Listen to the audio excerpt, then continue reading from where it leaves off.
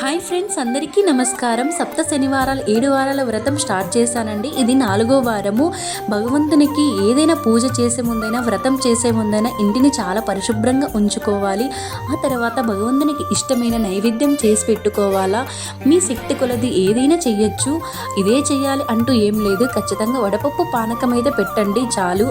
నియమ నిష్టలతోటి భగవంతుని నామస్మరణ చేసుకుంటే చాలు.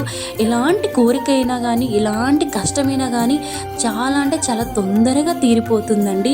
ఎందుకంటే కలియుగ ప్రత్యక్ష దైవం కదా శ్రీ వెంకటేశ్వర స్వామి. ఇలా చలిమిడితోనే దీపాలు చేసి 7 ఒత్తులు వెలిగించి భగవంతుని నామస్మరణ చేసుకుంటూ, గోవింద నామాలు చెప్పుకుంటూ భగవంతుని ఇలా దీపాలు వెలిగించి ఒక్కసారి మనకు ఎలాంటి కష్టం ఉన్నా కానీ అన్నీ తొలగిపోవాలని ఒక్కసారి ఆ భగవంతునికి చెప్పుకోండి. చెప్పుకున్నారంటే కష్టాలన్నీ తొలగిపోతాయి. ఇలాంటి కోరికైనా కానీ తీరుతుందండి. ఈ కోరికే కావాలనుకోకూడదు కదా. భగవంతుని నామస్మరణ చేసుకుంటే చాలు కదా. ఈ జన్మ ధన్యమైనట్టు. ఓం నమో వెంకటేశాయ.